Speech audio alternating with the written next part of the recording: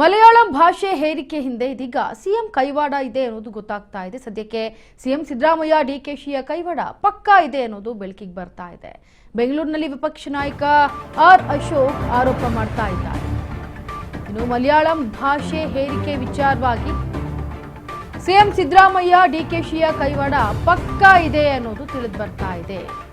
ಇದು ಬೆಂಗಳೂರಿನಲ್ಲಿ ವಿಪಕ್ಷ ನಾಯಕ ಆರ್ ಅಶೋಕ್ ಆರೋಪ ಮಾಡ್ತಿದ್ದಾರೆ. ಹೀಗಂತ ಕೇರಳದವರಿಗೆ ಸಿದ್ದರಾಮಯ್ಯ ಖಡಕ್ ಉತ್ತರ ಕೊಟ್ರ ಹಾಗಿದ್ರೆ ಕೇರಳಕ್ಕೆ ನೀವು ಬುಲ್ಡೋಜರ್ ಸರ್ಕಾರ ಅಂತ ಹೇಳಿ ಈಗ ಎಲ್ಲದಕ್ಕೂ ಕೇಂದ್ರ ಸರ್ಕಾರದಿಂದ ಅನ್ಯಾಯ ಅಂತೀರಾ? ಇನ್ನ ನಿಮ್ಮ ಬ್ರದರ್ಸ್ ಬಗ್ಗೆ ಯಾಕೆ ಅನ್ಯಾಯ ಅನ್ನೋದಿಲ್ಲ ಅನ್ನೋದು ಇದೀಗ ಅಶೋಕ್ ವಾಗ್ದಾಳಿ ನಡೆಸ್ತಾ ಇದ್ದಾರೆ. ಸಿಎಂ ಸಿದ್ದರಾಮಯ್ಯ ಡಿಕೆಶಿಯ ಕೈವಾಡ ಪಕ್ಕಾ ಇದೆ. ಬೆಂಗಳೂರಿನಲ್ಲಿ ವಿಪಕ್ಷ ನಾಯಕ ಆರ್ ಅಶೋಕ್ ಆರೋಪವನ್ನು ಮಾಡ್ತಾ ಇದ್ದಾರೆ. ಕೇರಳದವರಿಗೆ ಸಿದ್ದರಾಮಯ್ಯ ಖಡಕ್ ಉತ್ತರ ಕೊಟ್ರ ಹಾಗಿದ್ರೆ ಏನು ಮಲಯಾಳಂ ಭಾಷೆ ಹೇರಿಕೆ ಆಗಿತ್ತು, ಈ ಹಿಂದೆ ಸಿಎಂ ಕೈವಾಡ ಇದೆ, ಸಿಎಂ ಸಿದ್ದರಾಮಯ್ಯ ಅವರ ಡಿಕೆಶಿಯ ಕೈವಾಡ ಪಕ್ಕಾ ಇದೆ ಅನ್ನೋದನ್ನ ಬೆಂಗಳೂರಿನಲ್ಲಿ ವಿಪಕ್ಷ ನಾಯಕ ಆರ್ ಅಶೋಕ್ ಆರೋಪವನ್ನ ಮಾಡಿದ್ರು. ಕೇರಳದವರಿಗೆ ಸಿದ್ದರಾಮಯ್ಯ ಖಡಕ್ ಉತ್ತರ ಕೂಡ ಕೊಟ್ರ ಹಾಗಿದ್ರೆ ಕೇರಳಕ್ಕೆ ನೀವು ಬುಲ್ಡೋಜರ್ ಸರ್ಕಾರ ಅಂತ ಹೇಳಿ ಎಲ್ಲದಕ್ಕೂ ಕೇಂದ್ರ ಸರ್ಕಾರದಿಂದ ಅನ್ಯಾಯ ಅಂತೀರಾ?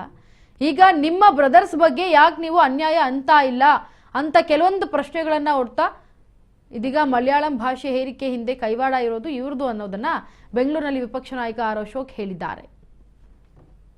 ಸಿದ್ದರಾಮಯ್ಯನವರ ಬ್ರದರ್ಸ್ ಮಾಡಿರೋರು, ಸಿದ್ದರಾಮಯ್ಯ ಡಿಕೆ ಶಿವಕುಮಾರ್ ಅವರ ಬ್ರದರ್ಸ್. ಯಾಕಂದ್ರೆ ಕೇರಳ ಅದು ಯಾವುದು INDA ಅಲ್ಲ, INDA ಅವರ partner, close partners, friends, closest ಅವ್ರಿಗೆ ಮೊದಲೇ ಇವ್ರ ಹತ್ರ ಮಾತಾಡಿರ್ತಾರೆ. ಇವರು ನಾನು ಒದ್ದಂಗೆ ಮಾಡ್ತೀನಿ, ನೀನು ಒದ್ದಂಗೆ ಮಾಡು ಅಂತ ಅಷ್ಟೇ. ಇದು ಏನು ಬೇರೆ ಏನೂ ಇಲ್ಲ. ಯಾಕಂದರೆ INDA ಪಾರ್ಟ್ನರ್ಸ್ ಅಂದರೆ ಏನೇ ತೀರ್ಮಾನ ತೆಗೆದುಕೊಳ್ಬೇಕಾದ್ರೂ ಮಾತುಕತೆ ಇರ್ತದೆ, ಸೌಹಾರ್ದತೆ ಇರ್ತದೆ. ಇವಾಗ ನಮ್ದಿಲ್ವಾ, ನಮ್ಮದು JDS ಇರ್ತದೆ, ನಮ್ಮದು ನಿತೀಶ್ ಕುಮಾರ್ ಪಾರ್ಟಿ ಇದೆ, ಏನೋ ಮಾಡಬೇಕಾದ್ರೂ ತೀರ್ಮಾನ ಆಗುತ್ತೆ ಇದರಲ್ಲಿ. ಇದು ಏಕಾಏಕಿ ತೀರ್ಮಾನ ಮಾಡವ್ರೆ ಅಂದರೆ ಇದರಲ್ಲಿ ಸಿದ್ದರಾಮಯ್ಯನವರು DK ಶಿವಕುಮಾರ್ ಕೈವಾಡ ಪಕ್ಕ ಇದೆ. ಇವ್ರ ಬ್ರದರ್ಸು ಅವರೆಲ್ಲ ಚರ್ಚೆ ಮಾಡಿ ನಾವು ಸುಮ್ಮನೆ ಕನ್ನಡ ಅಂತೀರಿ, ನೀವು ಮಲಯಾಳಿ ಅನ್ನಿ ಅಲ್ಲಿ ಮ್ಯಾಚ್ ಮಾಡ್ಬಿಡೋಣ, ಇಬ್ಬರು ಮ್ಯಾಚ್ ಫಿಕ್ಸಿಂಗ್ ಅಂತ ಮಾಡ್ಕೊಂಡಿರೋದು.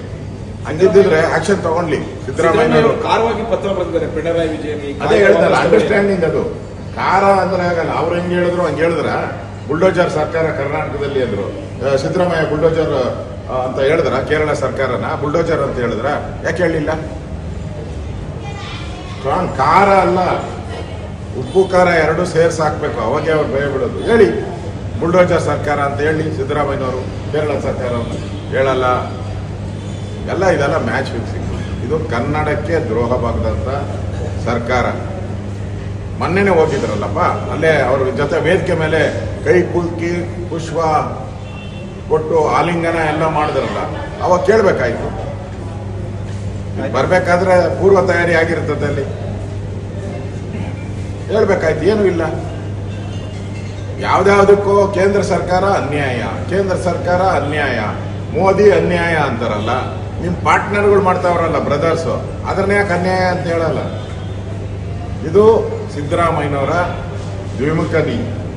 ಇದು ಒಳ್ಳೇದಲ್ಲ, ಕನ್ನಡಕ್ಕೆ ಮಾರಕ.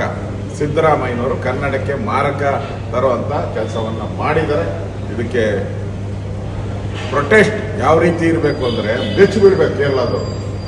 ಆ ರೀತಿಯ ಪ್ರೊಟೆಸ್ಟ್ ಆದರೆ ಜನಕ್ಕೆ ನಂಬಿಕೆ ಬರ್ತದೆ. ಇಲ್ಲ ಅಂದ್ರೆ